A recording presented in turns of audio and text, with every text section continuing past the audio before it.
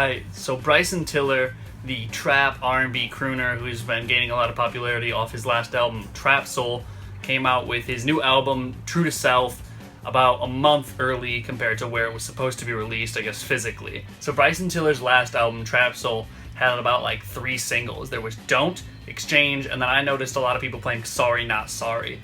And those 3 songs were huge. They were everywhere. There were a lot of parties, clubs. You know, it's popular stuff. It's not necessarily anything that's super deep, but a lot of people really enjoyed it and they were catchy.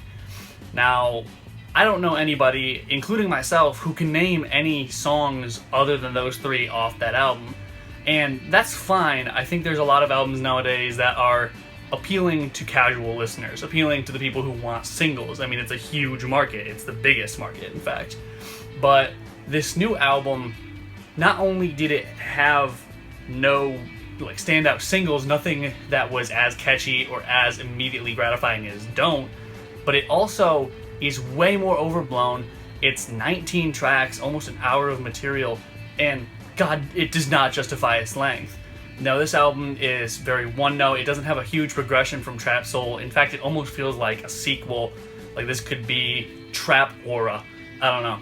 But it's the same old, same old. And in fact, Bryson Tiller is now rapping a little bit more. He sounds colder on some of these cuts, but none of them stand out, which brings me to kind of what I wanted to address with this album, which is, with modern day marketing, there's nothing wrong with being catchy and appealing to casual listeners.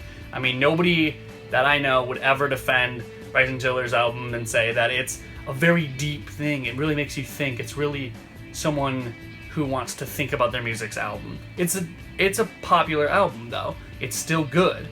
But this new album had no standout singles, so instead of everybody putting on 1 or 2 songs and then maybe keeping the rest of the album on, like I've listened to Trap Soul through a few times despite only knowing the 3 songs, because it's a vibe. It's much more of a mood album.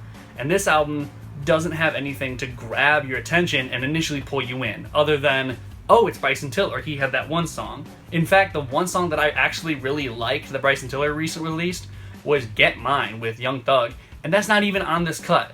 The best song I've heard from him in 2017 didn't fit on a 19-track album. Like, I don't understand how you can have these huge, bloated albums and not have enough content or be able to realize what the catchiest songs are. Overall, I mean, it's gonna get a lot of attention, and there might be a single or 2 to come out from it, but personally, I didn't find anything catchy enough or instantly gratifying with that. You know, the Don't song had that drop near the end that was super satisfying and everybody really likes it, and there just wasn't anything like that on this album. It didn't have the attention grabbing capacity.